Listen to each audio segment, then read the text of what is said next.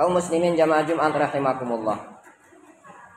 Di dalam bergaul, dalam bermasyarakat, tentu kita banyak menemukan kendala-kendala. Baik itu pergaulan sosial maupun pergaulan kita dimanapun kita berada. Banyak yang terkadang kita lihat ingin kita komentari. Apa yang kita dengar ingin kita memberi pendapat. Tentu hal itu tidak dilarang di dalam agama. Selama apa yang kita sampaikan, apa yang kita dengar tidak bertentangan dari ajaran agama kita.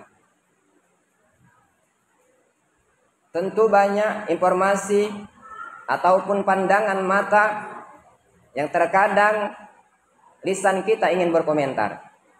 Tetapi perlu kita ingat, Al-Quran telah menggarisbawahi, Al-Quran telah mengingatkan kepada kita.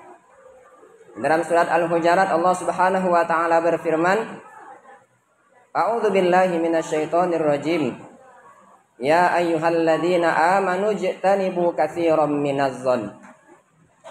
Inna ba'dadh-dhanni ismu wa la tajassasu wa la yaghtab ba'dukum ba'dha. Ayuhibbu ahadukum ay ya'kula lahma akhihi maitan fakarihtumuh. Wattaqullah innallaha tawwabur rahim. Yang artinya, wahai orang-orang yang beriman, jauhilah banyak-banyak berprasangka. Tentu timbul prasangka itu dari apa yang kita dengar, dari apa yang kita lihat.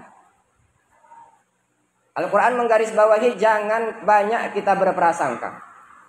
Walaupun hakikat dari prasangka itu terkadang positif dan terkadang negatif. Tetapi agama telah menggarisbawahi biasanya yang prasangka itu berkonotasi negatif. Kalau kita berprasangka bahwa orang itu baik, itu sah-sah saja. Dan itu tidak dilarang di dalam agama. Tetapi pada saat kita berprasangka terhadap orang dengan image atau dengan pandangan-pandangan negatif, ini yang dilarangkan oleh agama kita. Kenapa? Disebutkan di ayat berikutnya, Inna ba'dadh-dhanni ismun.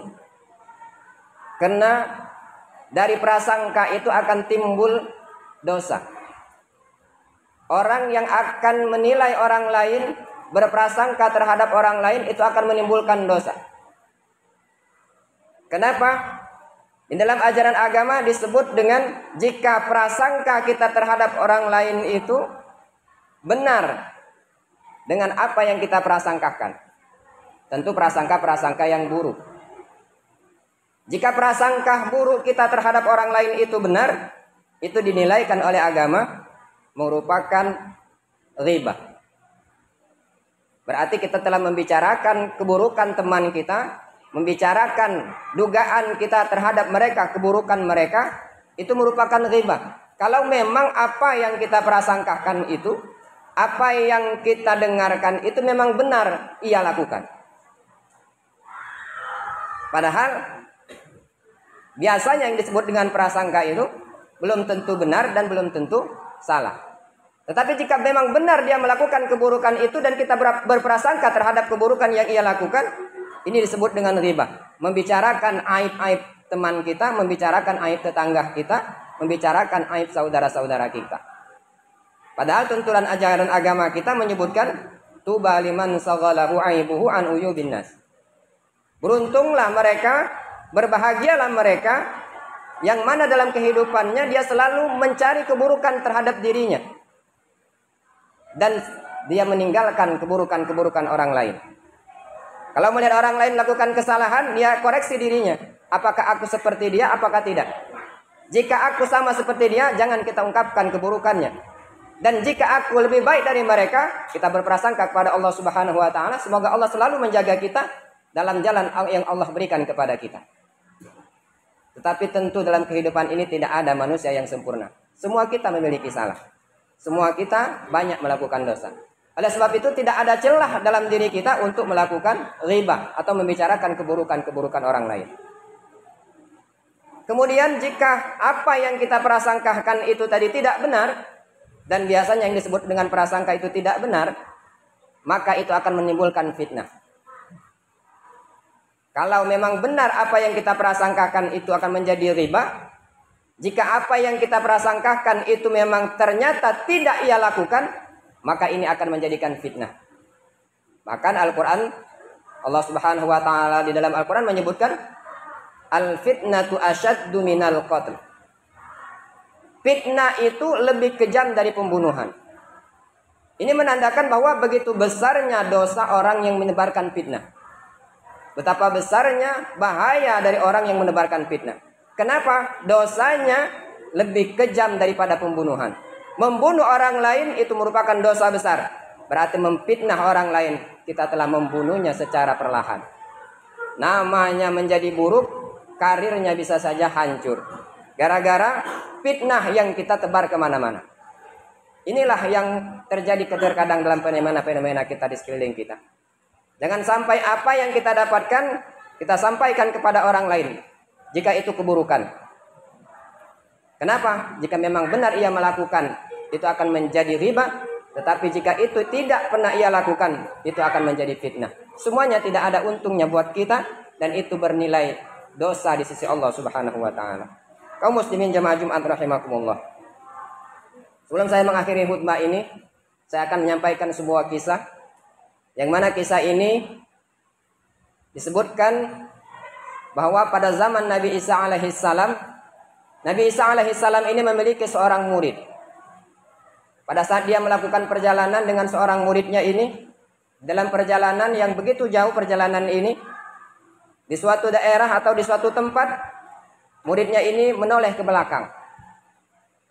Pada saat dia menoleh ke belakang, dia melihat ada seorang pemuda yang mengikutinya. Ternyata muridnya Nabi Isa ini kenal dengan pemuda yang mengikutinya ini.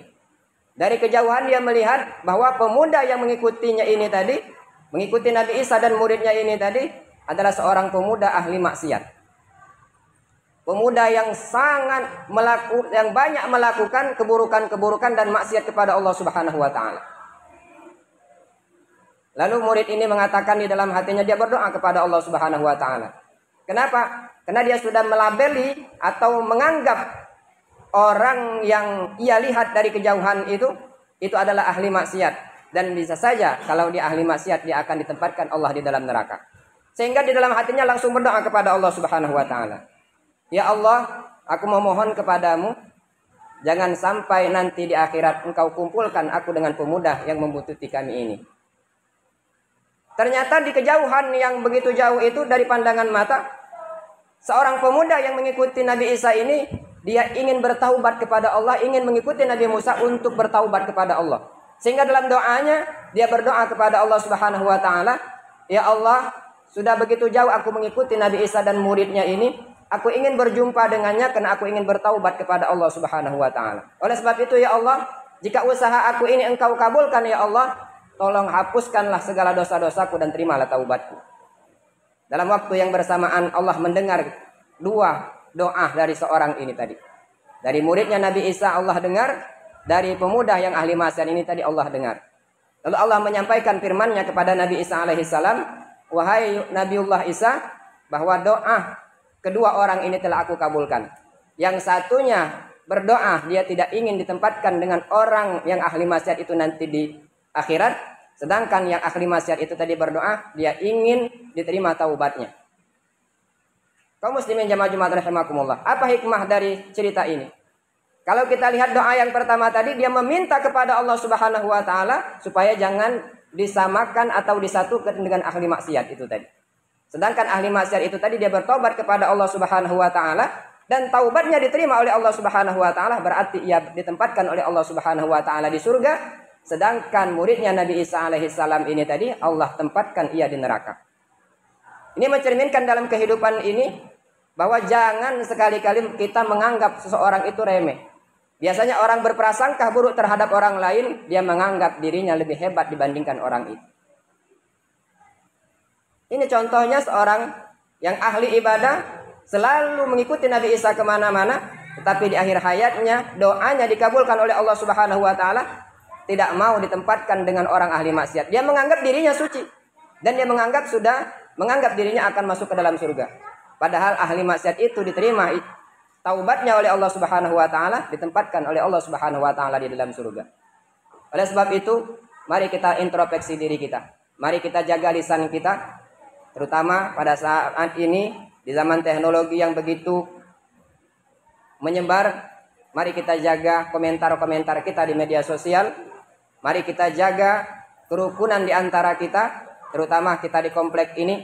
Mari kita jaga kerukunan di antara kita, baik yang berada di depan maupun yang ada di belakang, maupun dimanapun tempat tinggal kita.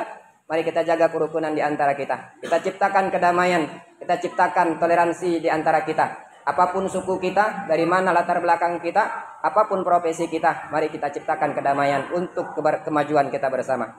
Demikianlah khutbah singkat pada kesempatan kali ini. Semoga Allah Subhanahu wa taala selalu membimbing kita, baik lisan kita, baik pikiran kita, maupun segala tindakan kita. Semoga Allah selalu menjadikan gerak-gerik kita mendapatkan ridho dari Allah Subhanahu wa taala. Amin ya rabbal alamin.